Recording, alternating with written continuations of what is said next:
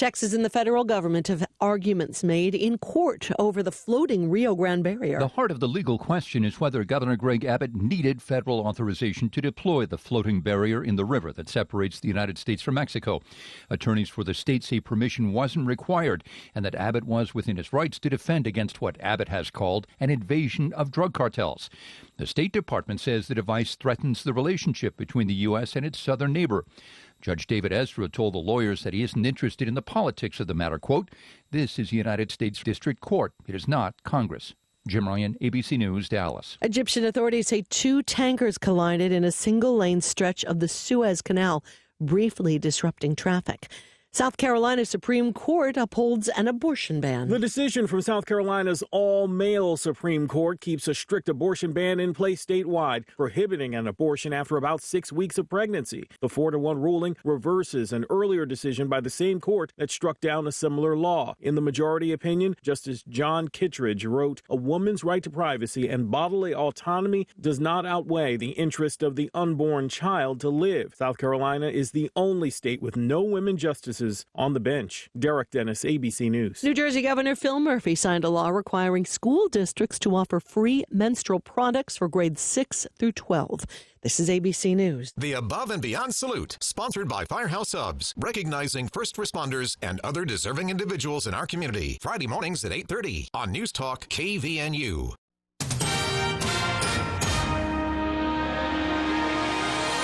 KVNU News Time is 5:04. I'm Bill Walter with this news update brought to you by U&I Furniture. Several Cache Valley schools may start the first day of classes tomorrow without internet network connection, which will also affect computer and cell phone usage. Unless something changes between tonight and the start of school tomorrow. Mountain Crest High School, Canyon Elementary, Lincoln Elementary, South Cache Middle School, Nibley Elementary, and Wellsville Elementary will all be without internet service. A cable company said there were 5 cables that have been cut and are in need of repair, and the repair is going painstakingly slow. Some of the outage began Monday afternoon and has carried through Tuesday night. The outage has also affected several cell phone carriers. Some schools had backup lines from schools running through the Logan School District office. With a major outage, both the primary fiber and the redundant fiber were affected. For clarification, they have backup lines from every school that allow some failover redundancy running through the Logan School District office. Schools currently running on backup systems include Spring Creek Middle School, Millville Elementary, Providence, and River Heights Elementary schools. KVNU News Time is 5:06. KVNU weather for tonight. Mostly clear skies, overnight low in the upper 50s. Then tomorrow, another warm day, sunny, and upper 80s for the high. It's been to 82. It's 81 right now at KVNU. And take care of those nasty elm seed beetles by calling Logan Extermination at 435-752-8450. U&I Furniture has always been here to give you great value for your money. When it comes to home furnishings, it really is always a better buy at U&I. And right now, U&I is closing out last year's model mattresses. Closeouts on new models and displays, too. Memory foam, innerspring, and hybrids from a number of different name brand manufacturers. And ask U&I to show you this popular copper-infused mattress that sleeps cooler. And did you know U&I has a good selection of sheets and mattress protectors, too? U&I Furniture, over 90 years in downtown Logan. There's always a better buy at U&I.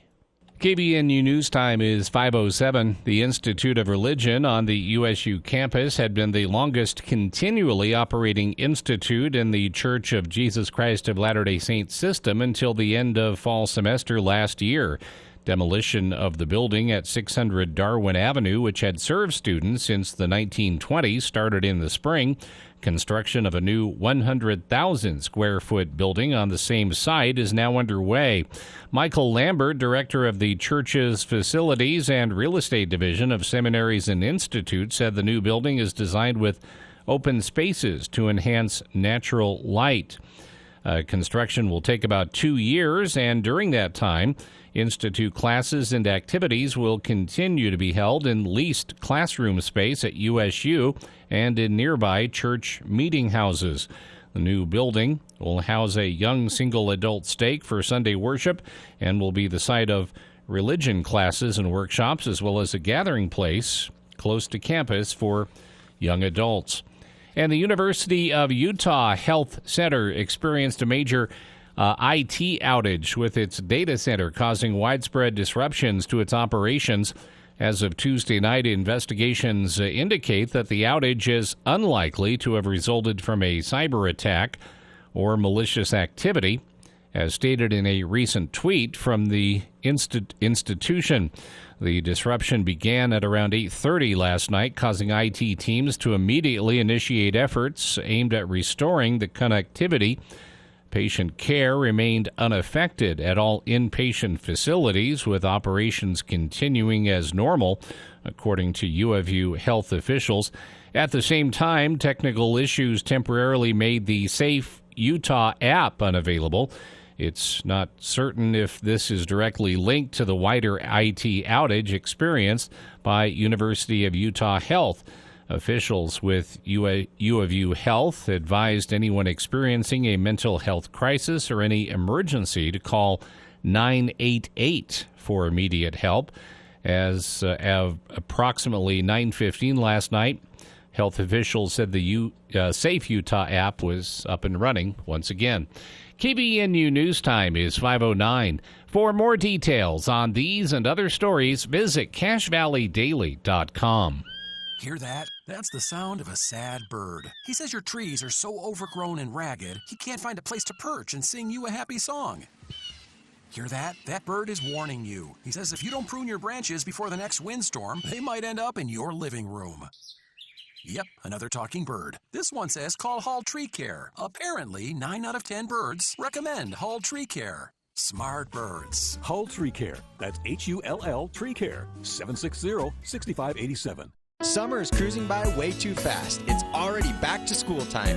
Soon, you're going to start experiencing many special places and events that you won't forget, such as your first slide down Old Main Hill, attending Aggie football and basketball games, or a wild party at the How, and your first kiss on the Aggie Bowl. That might just lead to that extra special moment at Jarek's Fine Jewelry, Cache Valley's engagement ring store, where it's all about the romance.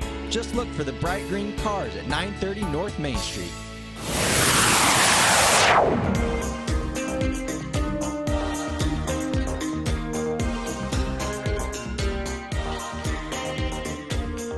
Welcome back to KVNU's For the People, Hour 2 of today's show. Still a beautiful Wednesday afternoon here at the station. Appreciate everyone tuning in, and you're going to be glad you did.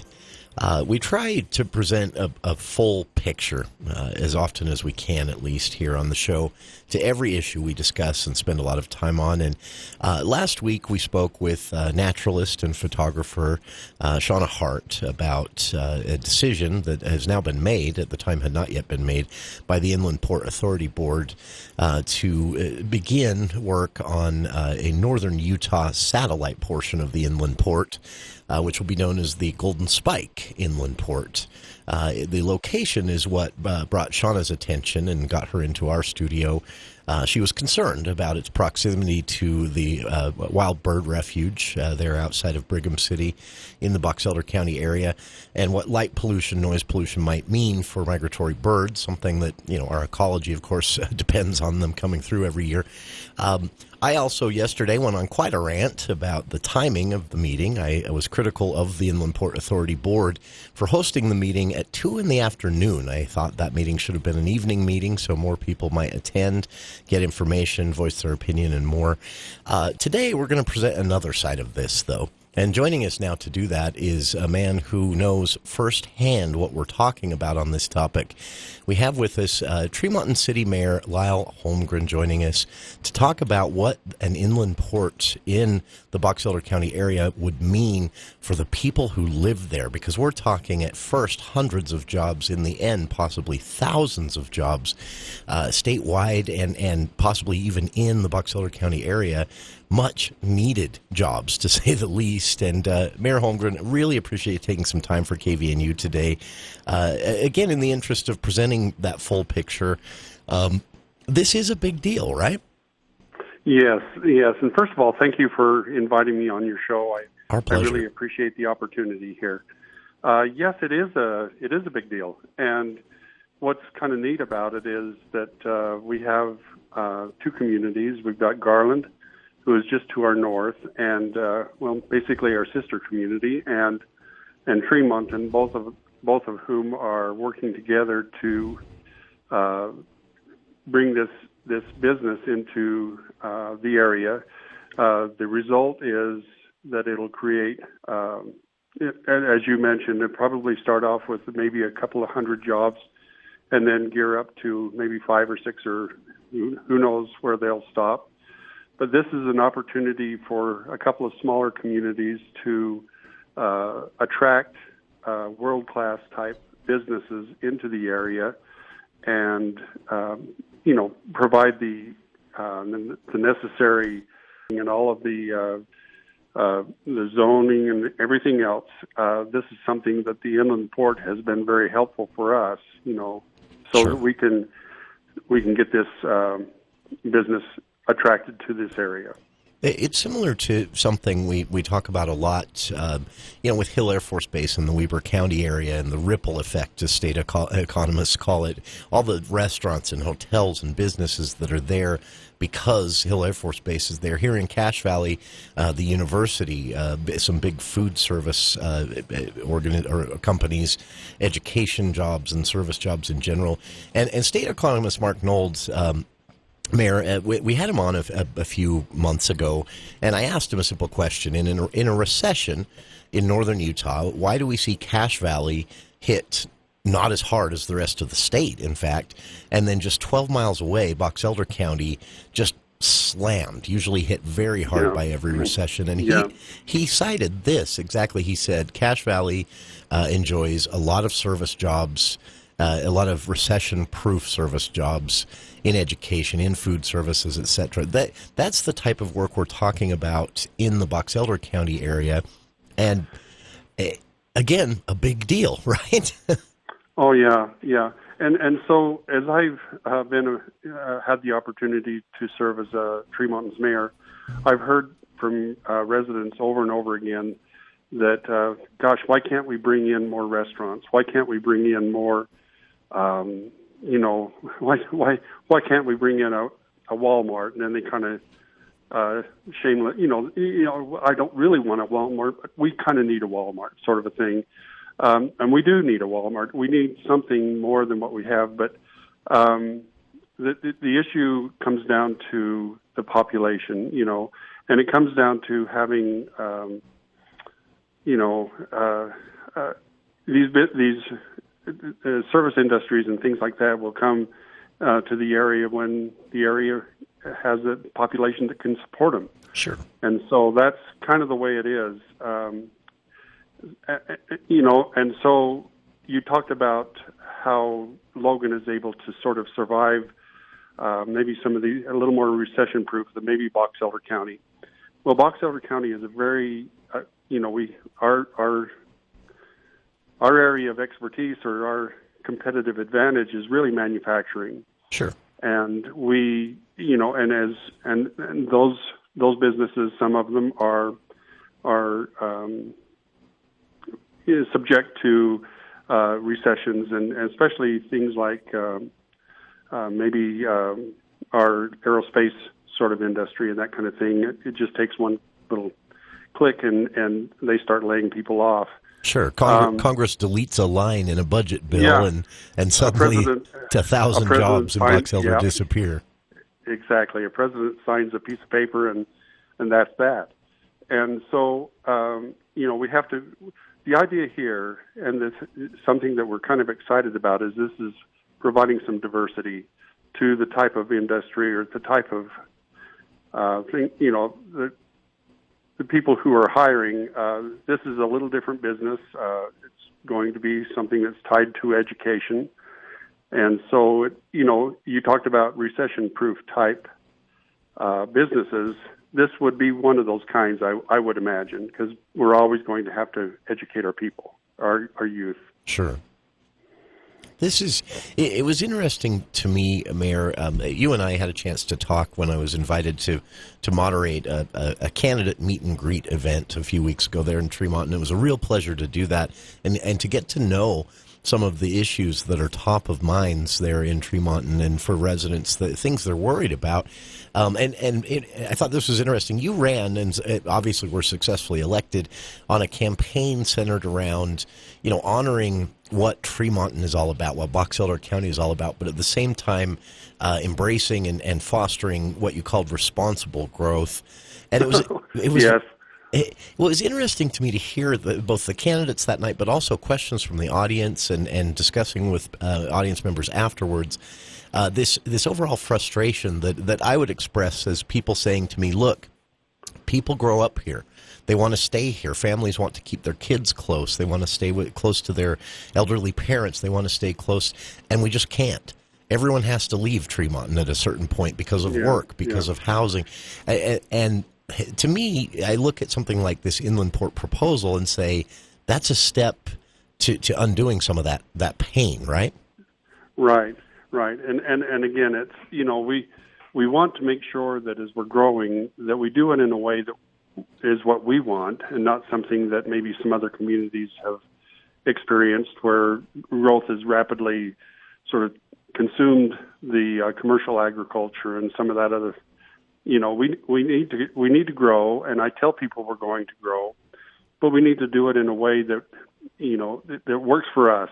And and we've had a spurt of growth. We about 2 years ago, up to about a year ago, before interest rates started to go up, we were growing rapidly. I think over the last maybe 3 years, there was a couple of years we grew probably close to 10% per year, and that's growing. That's growing pretty fast, and so. But now things have sort of gone the other way, and it's very slow right now. So it just depends on the economy and how things are going.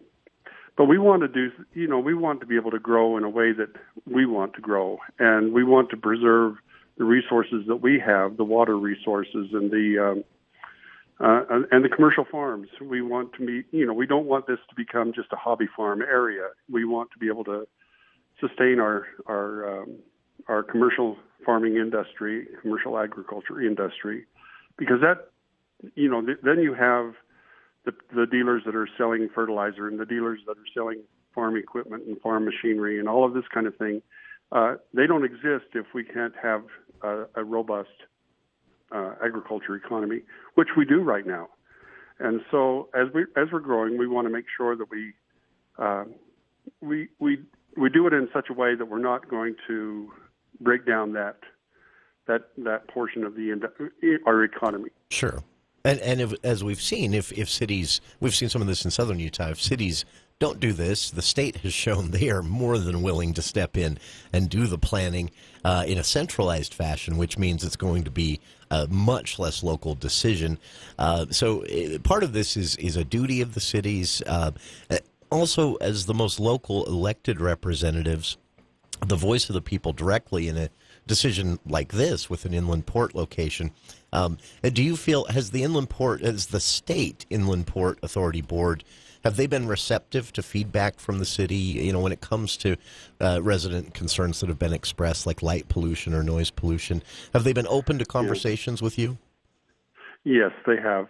And one example, maybe a quick example of that responsiveness is we have, as part of Tremonton's goal, we want to be able to have a trail system throughout the city. Oh, wow. And so we worked with the inland port and with the developers, and we're able to come up with an agreement for a 20-foot easement going basically from Garland through Tremonton. Oh, wow. And providing an opportunity for people to walk and to, we're starting to see more and more people using, electric bikes and things like that to get to and fro and that kind of thing. And So this is just another way for us to mitigate some of the transportation in the city. But as we approached the inland port and the developers with this idea, it was very receptive, and we were able to get the necessary resources in order to secure that. Probably in excess of this portion of it will be in excess of a mile, maybe even a little longer, but it'll tie into some other trails that we're developing in the city. So that's an exciting thing, and that would be one way that the inland port has helped us to mitigate some of the other issues that we have, namely transportation and people being able to walk and ride their bicycles and things like that. This is, again, good news when it comes to, the topic we've spent some time on here, responsible growth, cities being able to, lay out some terms, if you will, of, okay, this, but in exchange that, and being a part of that conversation is so key. It's encouraging to hear that the state board, when it comes to the inland port decisions, is, soliciting that feedback from the cities. And again, for residents, you can connect with your cities more easily than any other form of government that there is out there. Well, they're the ones closest to the community. They're the ones closest to the recognizing the needs and everything that residents have, and sort of on the front lines, sort of, so to speak. And sure. And so we hear my neighbors call me and they've got concerns about this or that, and my phone is always available, always there for them, and all they need to do is call, and sometimes they sometimes they're pretty upset, but that's okay, because that's how we all learn, and that's how we get going in the right direction. Sure. This is last question here for you, Mayor. I know you've got to get on your way to some Box Elder County Fair related responsibilities there. Yeah. Have they given you, has the board, Inland Port Board, given you any sort of a timeline? I know the decision made Monday was to move ahead with the budgeting and that side of things to get the ball rolling on this. But of course, construction hasn't begun yet. Any idea when you might see actual job postings for inland port related jobs? Okay. Things are actually moving quite fast, and they are. The goal is that we get into next year's construction season, and they want to go full bore ahead, and they want to get this thing so this company can come in and they can be ready to start their distribution of educational supplies. Come that next, I think, 2025. Wow. I believe I'm thinking that's what it is. I have a lot of numbers that floating through my head right now, but that's what I'm thinking we're looking at. So they're very aggressive in wanting to move forward and get this thing built. And so the inland port and the cities have been very cooperative with each other and in helping each other to make sure that our part of the job is done. Our part of the, that we get what we got to have in terms of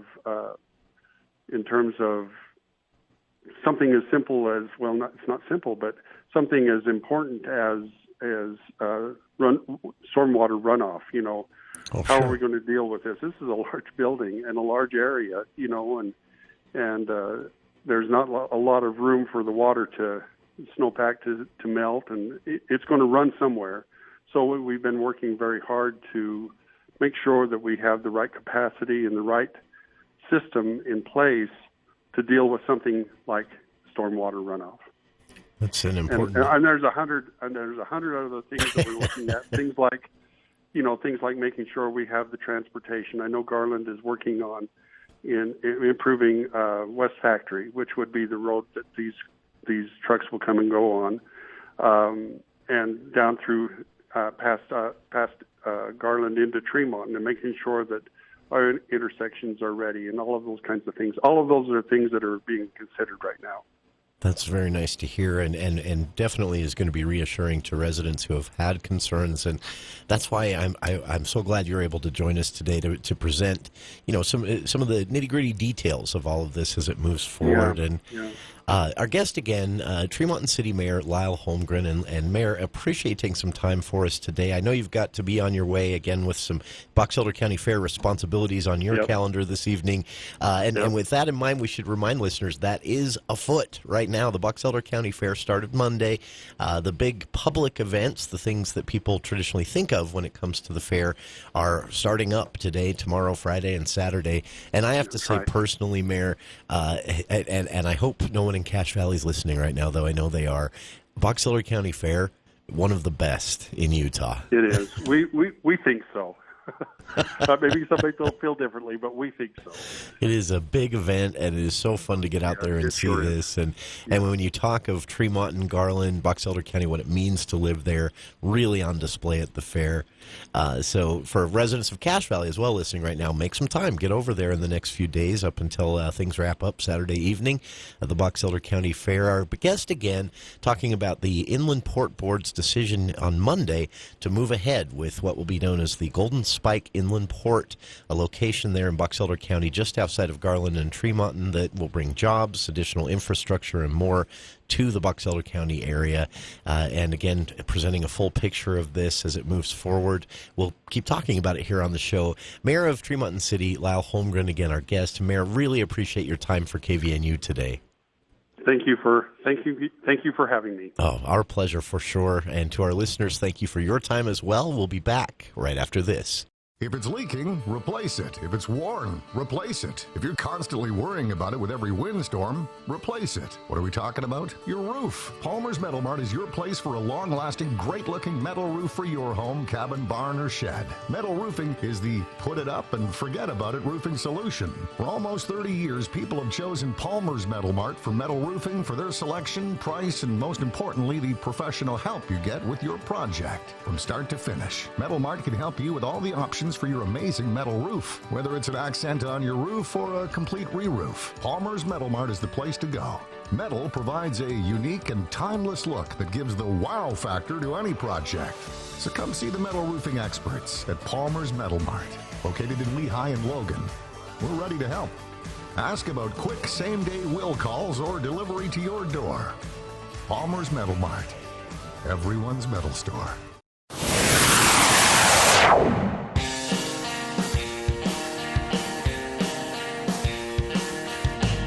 Thanks again to Tremonton City Mayor Lyle Holmgren. Just a really fascinating look at the future there. And again, presenting the whole picture of this. I've been critical of the process of the inland port here in northern Utah and that meeting at 2 in the afternoon on a Monday. Still good. I'm going to stay mad about that one. But Mayor Holmgren showing us there's another side of this. A lot of jobs for the Box Elder County area, and recession-proof jobs at that. So if you want to know more, stay tuned. We'll be talking about this again in the future, I'm sure. Right now, though, a look at the news with KVNU's Bill Walter.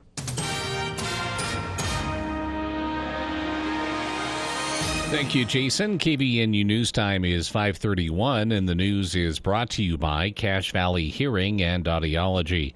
The active shooting hoax that targeted multiple schools across Utah and terrified parents, that is, all over the state has become a giant wake-up call for legislators. Lawmakers are hoping to increase the penalties for anyone who sparks a similar hoax, but one man said the state still needs to do more.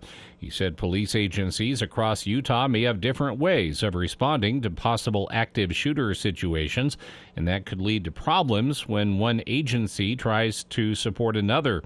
Representative Matthew Gwynn said that police departments need to all be on the same page when a call of an active shooter comes in, and if they're not, there could be some confusion when one department comes in to back up another. He said there should be one standard protocol that every law enforcement agency follows. In March, dozens of officers headed inside Spanish Fork High School searching for an active shooter who wasn't actually there. Ogden Police Lieutenant William Farr said their response to Ogden High School was very similar. First, they plugged into the school's security cameras to see if they could find anything. There were no serious injuries after a multiple vehicle accident, including a semi. Accident happened on I-15 in Layton. Officials responded to the scene on Tuesday on southbound I-15 at mile marker 331. A semi had been traveling southbound when it lost control to the left, according to Sergeant Cameron Roden with the Utah Highway Patrol. He said the semi struck 2 cars in the first lane and 1 car in the HOV lane before it came to rest up against the barrier. Only minor injuries were reported, and no one was transported to the hospital. 2 lanes, including the HOV lane, were blocked while officials responded and cleared the scene. According to Roden, the driver said he hydroplaned, but that has not yet been confirmed. However, Roden added that there was a lot of water in the area.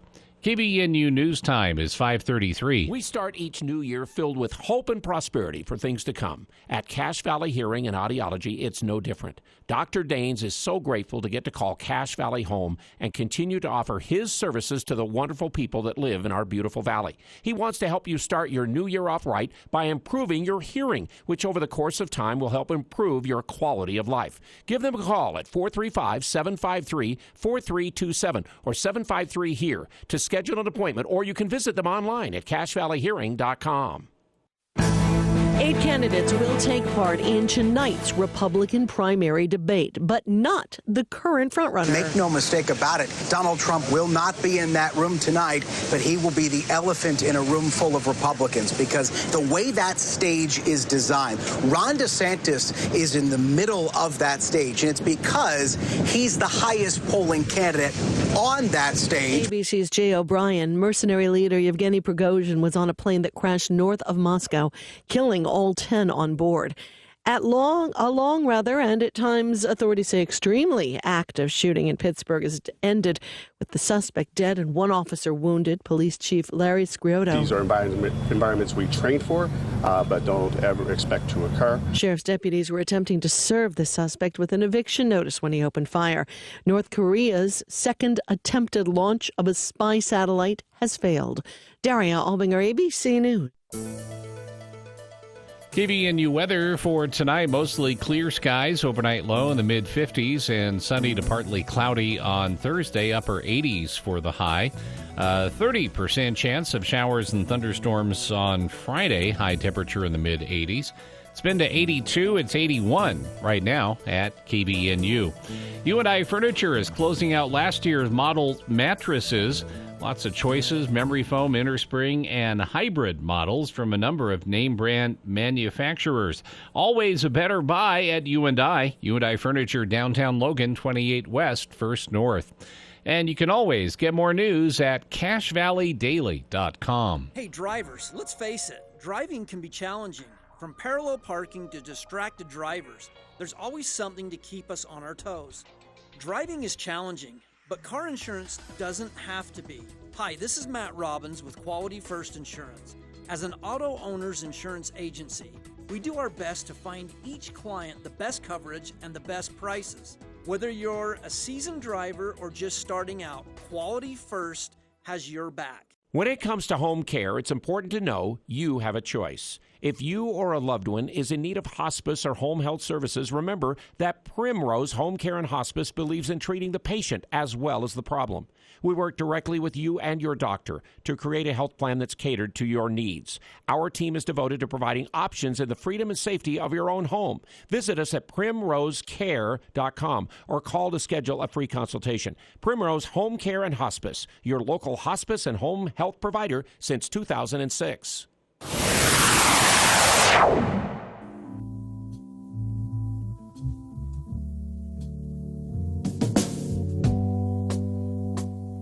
You know she's there waiting. Welcome back to KVNU's For the People.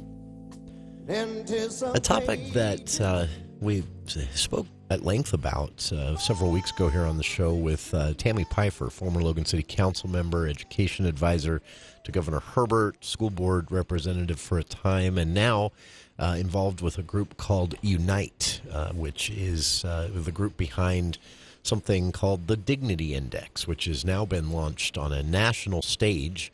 And the Dignity Index differs from, other calls for civility movements that you've seen in the past that, as I've said on the show many times, I have a tendency to kind of roll my eyes at.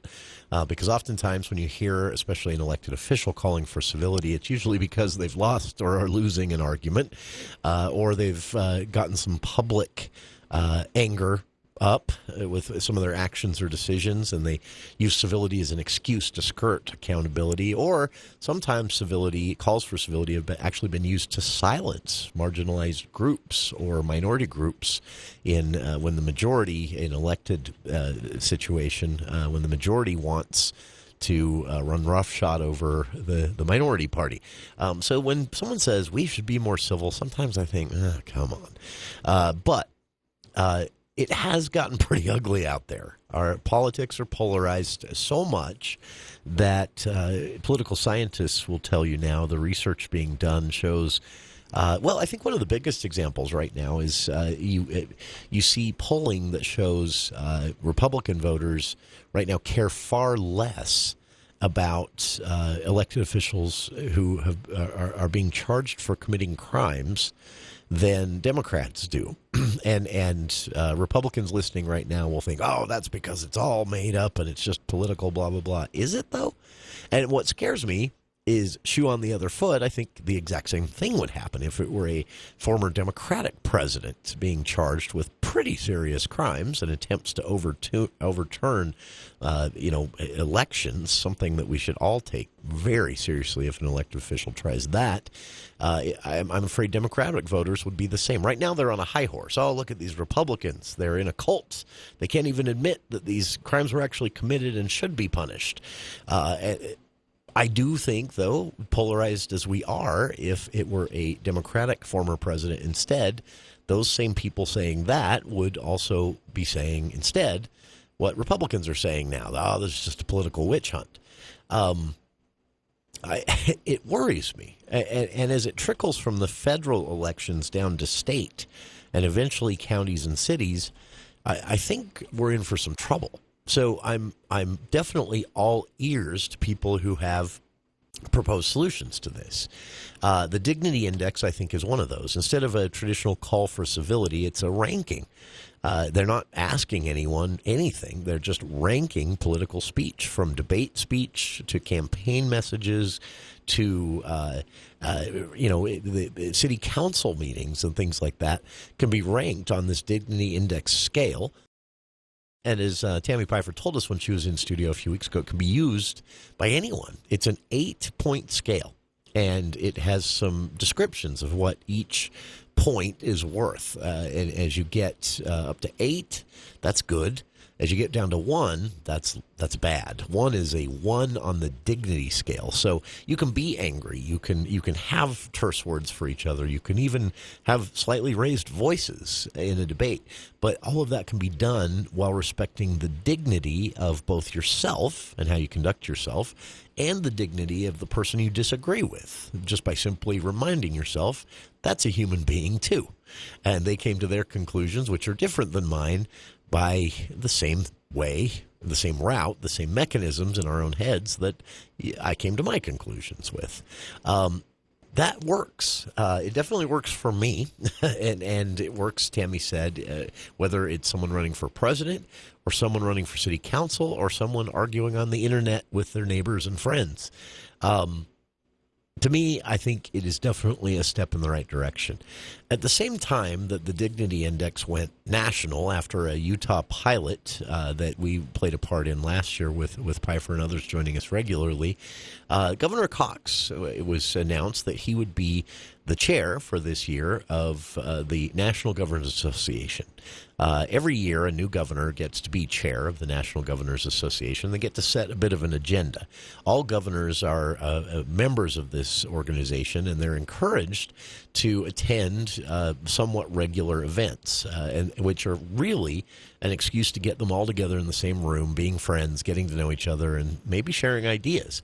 Well, Governor Cox, in his remarks as he was accepting the position of chair of the National Governors Association for the next 12 months, said, look at this meeting. There are so many governors not here because I'm a Republican. Previously, the chair was a Democrat, and we saw the same thing. Republicans not showing up because the chair was a Republican, or Democrats not showing up because the chair was a Republican. And Governor Cox said it's even hurting this organization. And he said he has a plan that if he says we all try, at least it will marginally make things better. He calls this learning to disagree better. And here's what Governor Cox had to say last week at the National Governors Association meeting in regards to disagreeing better. I think if John Adams were here, he would love what we do on the 4th of July, right? We have concerts and games, and we've gotten really good at blowing stuff up. Like it's amazing. Our fireworks shows, you can get a great deal on a mattress. I mean, what more could John Adams have wanted, right? We're good at that. I'm not as sure, though, that John and George Washington and Hamilton and others would be as excited with us when it comes to the blood and toil part of preserving this nation, the sacrifices that it takes. You see, they warned of these things. They warned of this divide that we're seeing in our country right now. John Adams, in several letters, was very clear that if we're not careful, he talked about the importance of humility. He talked about the importance of removing division in our country, that those are the things that could tear us apart. He said, in fact, if you don't have the political virtues of patience and humility and kindness, that all of us become what he referred to as ravenous beasts, which I think 250 years later is a great description for the political class in America right now, and so many of us on social media. We've turned into this worst version of ourselves, ravenous beasts. There were other warnings, of course. Hamilton and Madison, when talking about the forming of the Constitution, referred directly to these virtues, the virtues in the Constitution of political moderation, as they referred to it. Talking of the other side of this, kind of the worst angels, the lack of political moderation that led to a real selfishness and a divisiveness that they had seen throughout the country. But probably no one more than George Washington warned about division in our country and what would happen if political factions tore us apart. He said something that I think is that is really important. If I can find it here, I know I have it here somewhere. He talked about the importance of bringing us together. In fact, he said this. I promise I have it. George Washington said this. Conspiring people that tend to render alien to each other those who ought to be bound together by fraternal affection. Right? He was talking to Americans. We ought to be bound by fraternal affection. The governor said, here we are, hundreds of years later, seeing exactly what they warned about play out. But he said there are solutions, and he thinks it's as simple as being our better angels, learning to disagree better, learning to, and he pointed out, during those debates as the Constitution was being thought about and then eventually written, it got heated. There were fistfights. There were arguments that led out into the streets and the pubs. They're written about, but those were far more rare than the times they were all sitting in a room or writing letters back and forth to each other, and recognizing everyone had the same goal, which was to make everything the best it could be. The governor said that's what's missing today is, unfortunately, most of our politicians are only concerned about themselves, not the country. That as we do this permission structure, politicians have been giving Americans permission to hate each other. It's up to us to give Americans permission to care for each other again.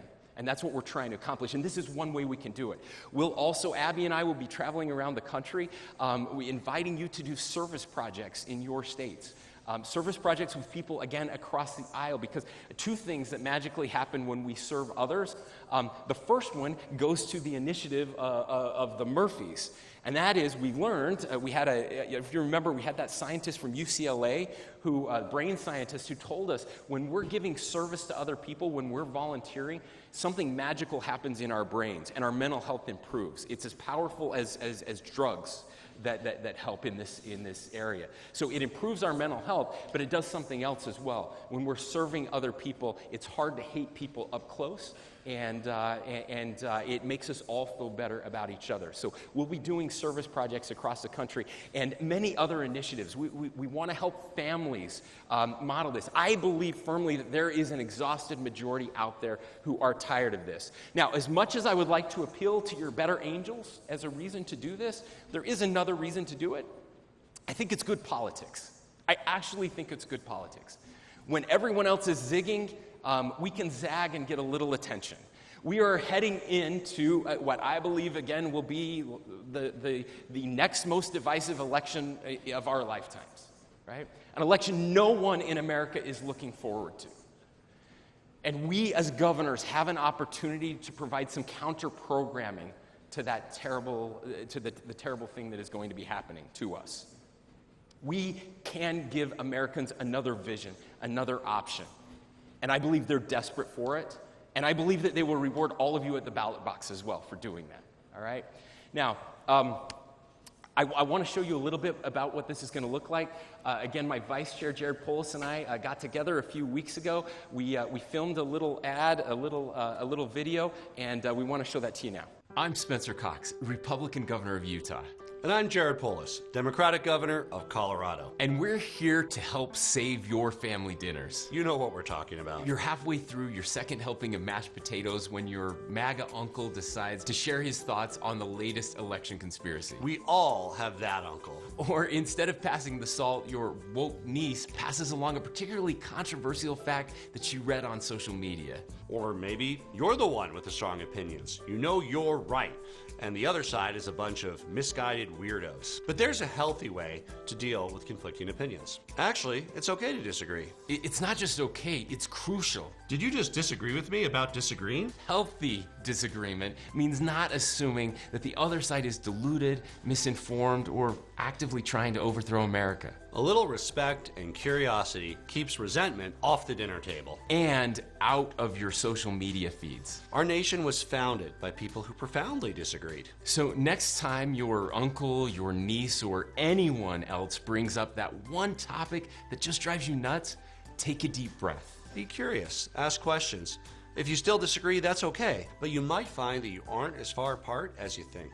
Conflict isn't bad. It's the way we disagree that matters. Please join us in showing America the right kind of conflict. Together, we can disagree better.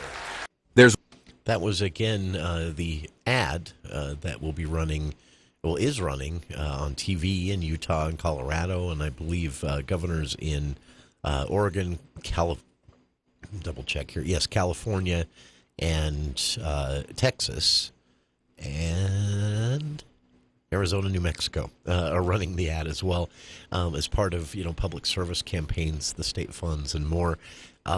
It'll be interesting to see if this has legs, if this can go somewhere, but it's definitely the governor trying very hard to make something happen, and hopefully people are at least willing to give him some time to listen, because he's whether this solution is the solution or not, he's 100% right on the problem and how he describes it. The governor did say in closing his remarks that day, we blame social media a lot, and it's definitely a contributor to all of this, but what is powering social media? Us. Social media is really just a tool. Facebook, Instagram, Twitter, TikTok, Snap, whatever it might be, we are the content of those social media platforms. If we aren't doing ugly things, the platforms themselves are incapable of being ugly. Look at them, he said, as a mirror. If you find Facebook to be toxic, it's because it's reflecting us like a mirror. And so if we are less toxic, the platforms will be as well. 100% agree with him on that. If you'd like to see the full video of his remarks, I've linked to it on our Facebook page. It's also on Governor Spencer Cox's YouTube channel, Disagree Better, Governor Cox's National Governor Association remarks from August 2023. Linked on our Facebook page, and we'll be back with more For the People right after this. Imagine another time and place, a dark desert highway, cool wind in your hair. The legendary Hotel California, a salute to the Eagles. Welcome to the Hotel California. Hotel California, a salute to the Eagles, kicks off the Cash Arts Presents National Touring Season Saturday, August 26th at the Ellen Eccles Theater. Get your tickets today at casharts.org.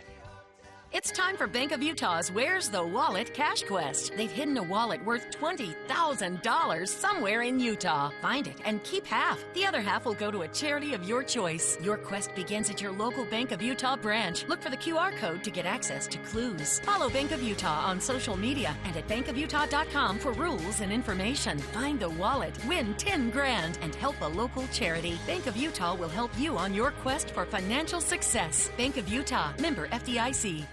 Intermountain Budge ENT Clinic has an experienced and caring team of physicians and staff to assist you with all of your ear, nose, and throat concerns, including head and neck surgery. Doctors Kaiser and Wilson and their staff at Intermountain Budge ENT Clinic will work together to provide excellent care and support throughout the entire surgery process, from your pre-op visit to your full recovery. And they accept all insurance. For more information about Doctors Kaiser or Wilson, search Budge Clinic ENT or call 435-716-1420. Local care with Intermountain expertise. This is Gary Ricks, your heating and air conditioning contractor. We hired 6 other companies to do the required annual tune-ups to help us learn and improve. Of the 6, 3 didn't show up and the other 3 were hours late. If Gary Ricks Services is later than an hour from your scheduled time, we will deduct the service fee. None of them replaced my air filter. 2 of them didn't even look at it. Gary Ricks Services provides a standard filter with our tune-ups. None of them followed maintenance standards. Gary Ricks Services annual tune-ups increase efficiency, capacity, and life of your equipment, which makes you comfortable and happy. 2 of the companies told me from the sounds they heard I needed expensive repairs anywhere from $700 to a new system at $15,000. At Gary Ricks Services, we will never tell you something has failed unless there is proof from testing the parts. Call Gary Ricks Services today and get our ultimate tune-up for a buy one get one free limited time deal. We will tune up your air conditioner and your furnace for the cost of one. If your system stops working during its season, Gary Ricks Services will return for free.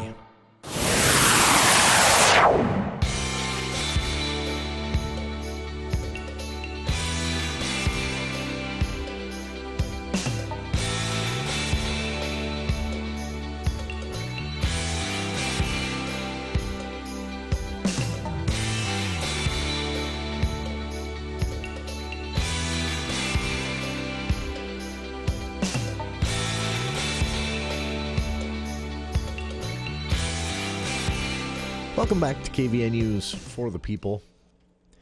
This is such a trivial thing, but you know what's really throwing me off, Bill, with all this remodeling happening here at the station this week and into next? You can't find anything. There's not a clock. Oh, yeah. The clock is... I forget how... I think it's sitting over... it's right here. So a staple of radio stations, if you don't know this, is every studio has like 17 clocks.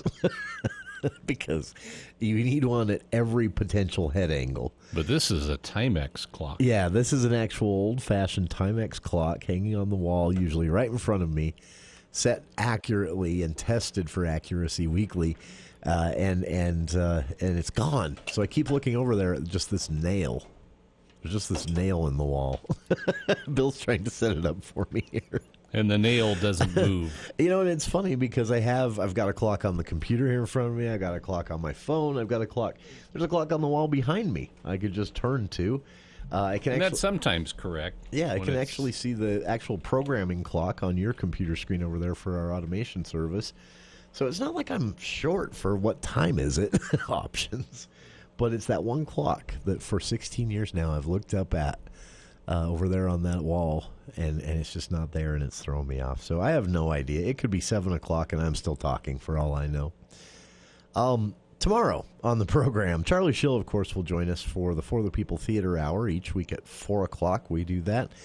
And then our good friend Kendra Prendry of the Utah League of Women Voters Cache Valley chapter will join us to talk about their upcoming candidate meet and greet event. Time is running short. You may have noticed. So due date for ballots to be, the primary, again, was moved, as well as the general election by the legislature. And so Election Day will actually be 2 weeks from yesterday. Election Day is Tuesday. Primary Election Day is Tuesday, September 5th. So ballots will need to be postmarked, not that day, the day before. So time is running out. Your respective city, I guarantee, has candidates, and odds are there may actually be a primary to whittle those candidates down into one or two for a general election. So that's coming up. The primary, again, September 5th. General election pushed back to the Tuesday before Thanksgiving. So rather than early Tuesday in November, as is election tradition, the legislature pushed it back to make time to comply with state law and still have an election to replace Congressman Chris Stewart. If they didn't do that, they're going to be waiting until next fall to do that. And United States Speaker of the House Kevin McCarthy said, guys, I've only got a handful of a majority here. I can't be short a seat. So they changed the election date here in Utah. Here we are. Either way, again, the clock is ticking, and it's, if you haven't really sat down and thought about your candidates and you do plan to cast a vote, you may want to put some time aside for that this weekend. So Kendra will be with us to talk about the upcoming Utah League of Women Voters Cache Valley Chapter candidate event and how you can be a part of that.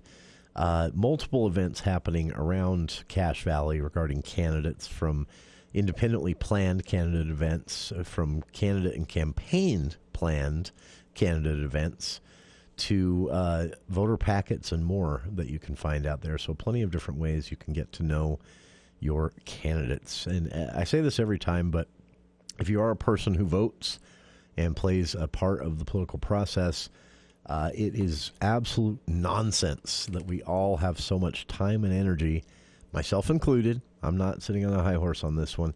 That we all have so much time and energy for the presidential race when the decisions that more directly impact our lives happen at the city level and the county and the state, of course, in between there. But city decisions more directly affect your average day, week, or weekend.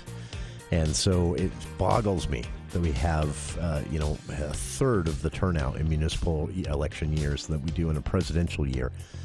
Sure, the president can start a war, set economic agendas that are good or bad. Those are important things, but the city council can